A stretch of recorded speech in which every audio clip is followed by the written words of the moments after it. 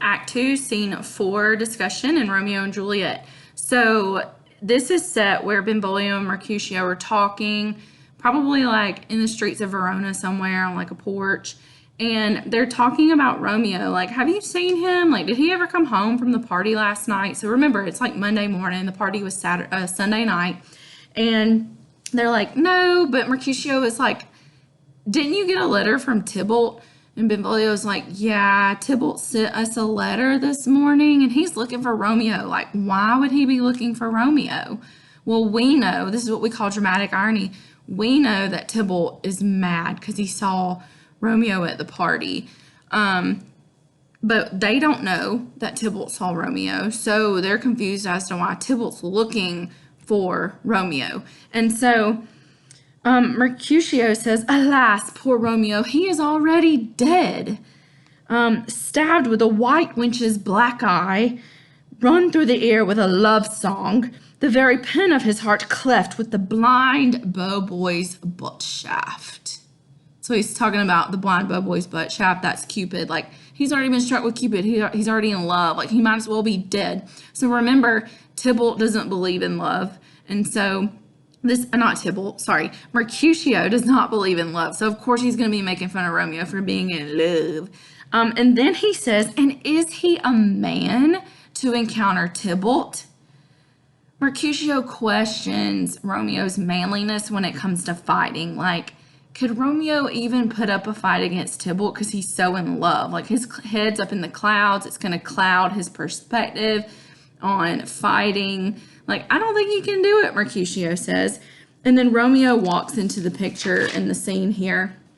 And Romeo says, good morrow to you both. Like, what's up, y'all? And Mercutio was like, the slip, sir, the slip. You gave us the slip. Like, you left us last night for a girl.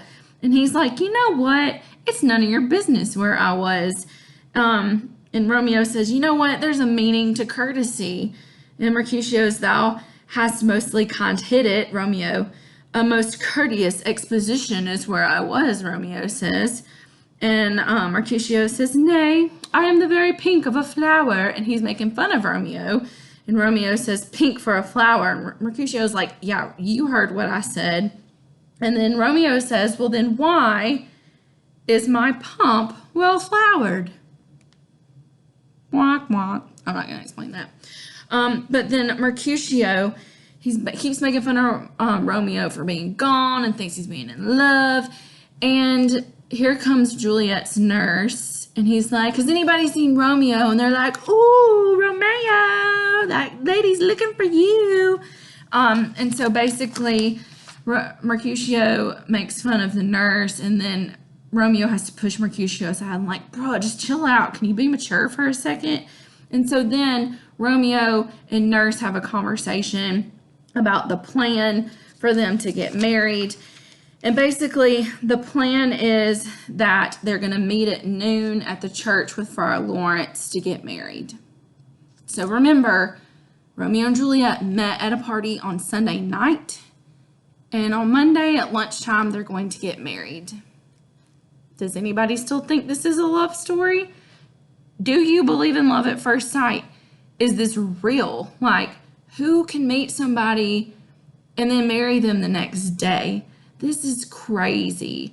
So they've got this plan and it's going to work out.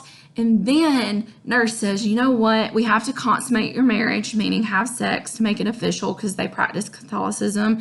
And even in the Christian Orthodox religion, that would have been true too. So nurse says, you know what? After you get married, I'm going to put a rope ladder on Juliet's balcony and you can sneak in Monday night and y'all can consummate the marriage. You can spend the night with Juliet and then you can sneak away Tuesday morning. Okay, it'll all work out. It'll be fine.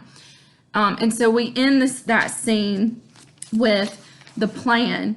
And let's talk about who all knows about this. So we've got Romeo, Juliet, Friar Lawrence, because he's going to marry them, and we've got nurse. So only 4 people know about Romeo and Juliet at this point. And it's just really problematic because, number 1, they don't think about what they're doing. And number 2, they're getting married in less than 24 hours of knowing each other.